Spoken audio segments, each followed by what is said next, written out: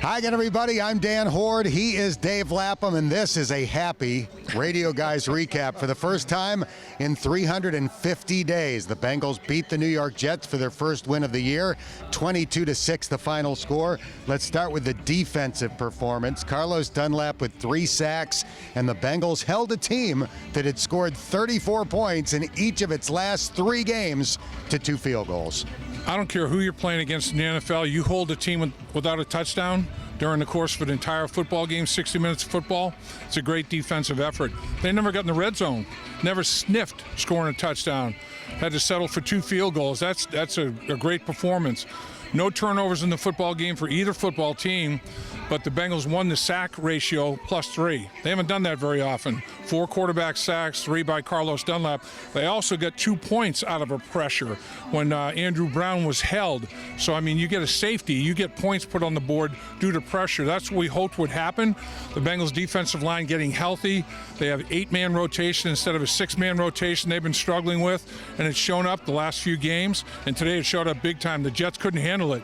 They really pressured Sam Darnold into a lot of bad decisions. A very satisfying day for Bengals quarterback Andy Dalton. He became the franchise's all-time record holder for touchdown passes and completions, but more importantly, he gets his chance to come back in and lead the team to victory. What do you think his presence did today? A lot. I think it was everything. I mean, there was a lot of confidence. He brought a lot of confidence to the huddle, brought a lot of confidence during the week of preparation at practice. You know, guys were like, he had a chip on his shoulder, and it showed all week long. And, you know, he was talking about swagger. You know, let's bring the swagger. And the thing I noticed from the very beginning, you know, I walked through the locker room in the morning, and he had gotten a text from Ken Anderson, and Kenny saying, you know, cut it loose, let it happen. And he, you know, broke 2 of Kenny's records. He had a smile on his face when he was showing me that, smile on his face out on the football field, good, bad, or in between. He was enjoying himself. He was enjoying the game of football, and I think that's a big thing to take out of this. You know, I mean, the pressure starts to build. You almost become a different person, you know. But you have to realize you're a grown man playing a kid's game and getting paid to do it, and that's what it looked like today for a lot of guys. They were having a lot of fun.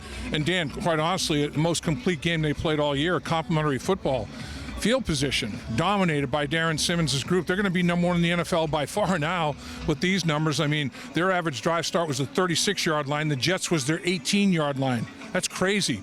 That's over 10 possessions. That's almost 2 football fields, and that's what they were looking at. They were backed up. The Jets started 5 drives from the 15-yard line or inside the 15-yard line. I mean, that's crazy. They were on long field after long field, and the Bengals enjoyed some short ones. Kevin Huber had 2 touchbacks, doubling his season total, but he was crushing the ball, whether he was into the wind or had the wind at his back. Yeah, and it was a lot of short field stuff because the Bengals didn't have a 3-and-out till the 4th quarter.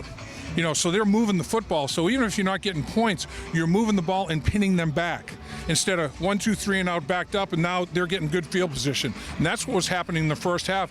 The Jets were going 3 and out, and the Bengals were generating good field position off it. You know, the Bengals would pin the Jets back, 3 and out, they'd get it at midfield and, you know, score points. And that's what you want to get done. So all in all, I mean, offense, defense, special teams, everybody supported and complimented each other in this football game more so than any of this season. Andy Dalton was given a game ball after the game for setting those records and for leading the Bengals to a victory. And Zach Taylor also got a game ball as he records hhis first win as a head coach. Well earned, well deserved by both of them. You know, 2 quality guys, as we know, and had to be a difficult situation for both of them. You know, both of them having to deal with what they've had to deal with. The decision that Zach had to make was gut-wrenching. You know, he knew the effect it would have on Andy Dalton, but, you know, Andy Dalton stood up to show that he's a man, and he's a man of faith and a family man. And I think those 2 things got him through it.